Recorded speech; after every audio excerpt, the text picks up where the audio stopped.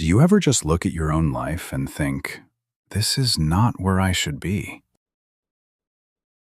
Perhaps you spent years chasing someone else's dream.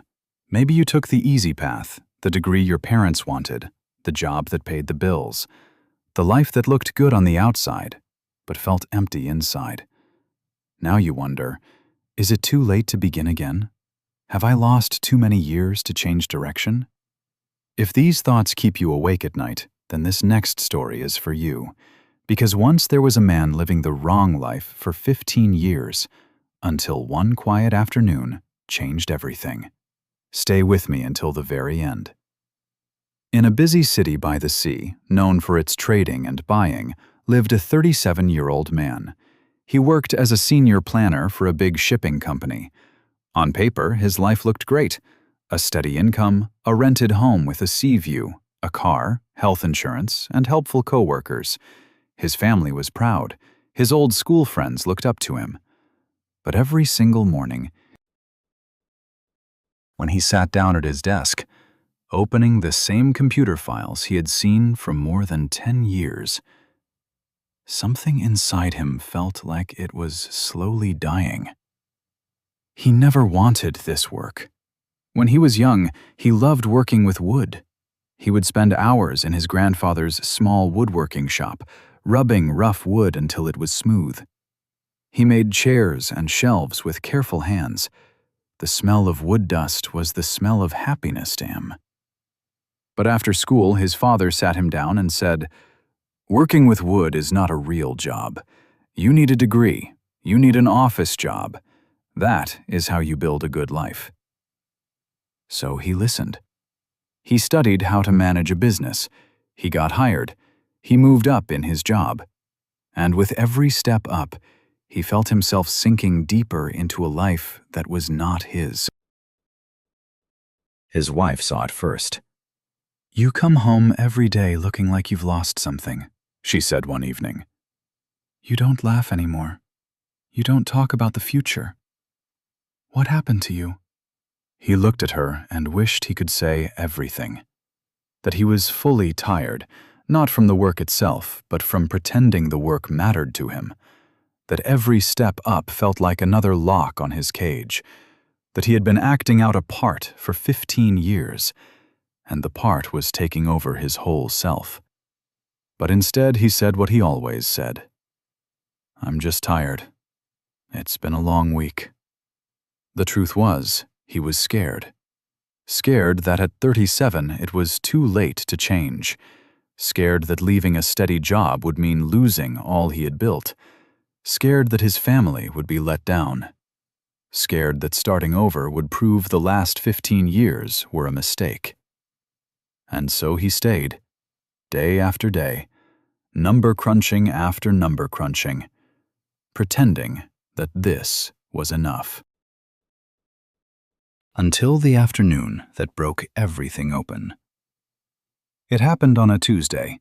A coworker, a man in his early 50s, who had been at the company for more than 20 years, fell at his desk during a normal meeting. It was a heart attack. The doctors came, and the office became silent. 3 days later, they learned he had passed away. The company sent flowers.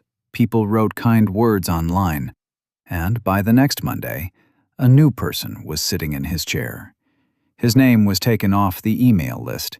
His coffee cup was in the trash cans. 20 years of staying loyal, gone in 1 week. That evening, the man sat in his car in the parking building. He could not drive. He could not move. He just sat there, hands on the steering wheel, looking at the concrete wall in front of him. And a thought came to him. Not a soft thought, but a loud one. If I died at my desk tomorrow, would I be proud of the life I lived? He asked himself, would I look back and say, this was the life I chose? The answer was quick and very sad. No. He would look back and see 15 years of being safe. 15 years of doing what others expected. 15 years of silencing the part of himself that truly knew what it wanted. He pressed his head against the steering wheel and said quietly, "I cannot do this anymore. I need to find out who I really am." That weekend, for the first time in many years, he did not think about work. Instead, he drove 2 hours to the small town where he grew up. He parked outside his grandfather's old workshop. It was now closed and dusty, but still standing. He pushed the door open. The smell of old wood hit him like a large wave. Tools hung on the wall, untouched. A chair, not quite finished, sat in the corner, covered in spider webs. He moved his hand along the strong wooden table, and something inside his chest moved, like a door opening after being locked for too long. An old man from the area saw him standing there. He was a retired worker in his 70s who had known his grandfather for decades. The old man said, leaning on the doorframe. The man answered. The neighbor looked closely at him. The man could not speak. The truth was clear on his face. The old neighbor said. As night fell, the old man led him to a small bench outside the workshop. From there, they could see a valley where a river met open fields. They sat down as the sun began to set. The old man took something from his pocket. It was an old brass compass. It was scratched, bent, clearly very old. He said. He held the compass flat in his hand. He tapped the compass gently. The man looked at the compass. The words hit him hard. He asked. The old man slowly shook his head. He pointed to the workshop. He looked straight at the man.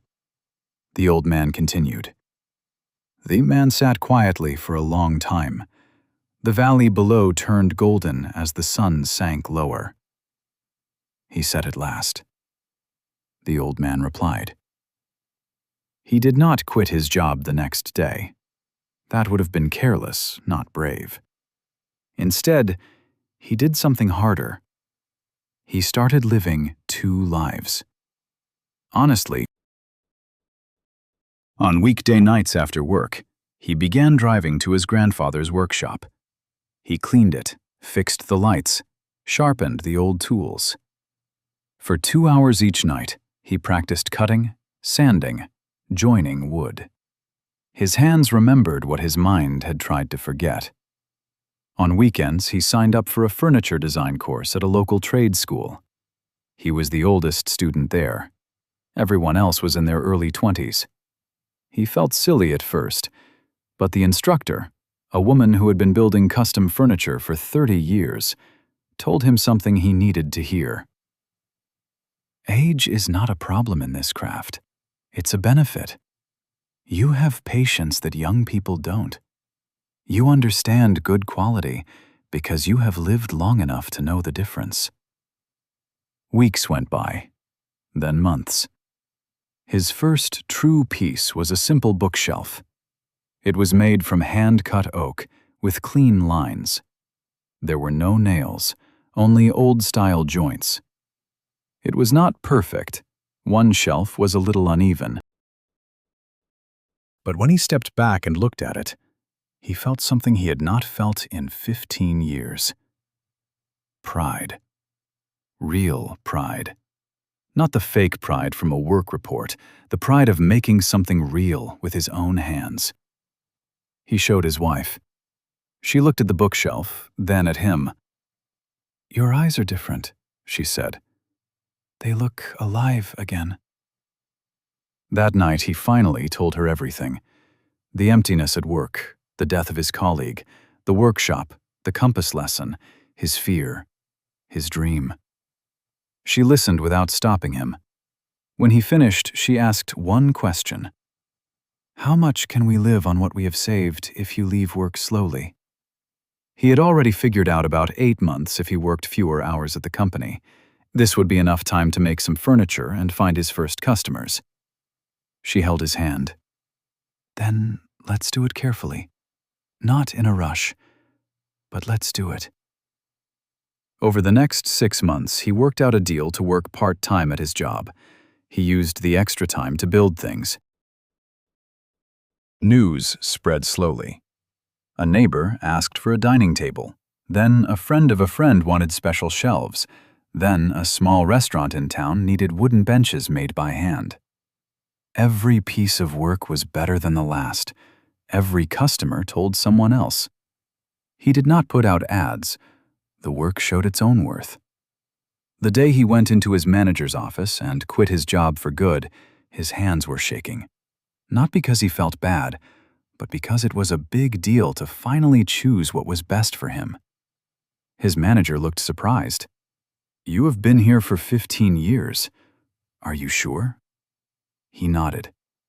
"That is exactly why I am sure. 15 years is enough time to know when something is not right." He walked out of the building for the last time into the afternoon sun and drove straight to the workshop. He picked up a piece of brown wood that was not finished, felt its surface with his thumb, and smiled. For the first time, the road he was on felt like his own. My friend, this story is not really about making things out of wood. It is about being brave enough to say that the life you made might not be the life you should live. Most people never change their path, not because they cannot, but because they mix up the cost of changing with the cost of staying the same. They think starting again means losing everything, but the truth is, staying on the wrong road is the real loss. Listen, every year you spend in a life that does not fit is a year you will never get back. Remember the lesson of the compass. A nice road in the wrong direction will never take you home. It does not matter how much you have put into it. It does not matter how far you have gone. If the path is wrong, the bravest thing you can do is stop, look at your compass, and take one step toward where you truly belong. So, if you are watching this and something inside you is moving, if you see yourself in this story, here is what I ask of you. Be honest. Do this tonight, not tomorrow. Ask yourself, am I living my life or someone else's idea of it? And if the answer scares you, good.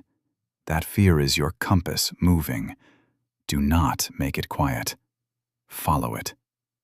You do not have to leave everything tomorrow. You do not have to ruin your life.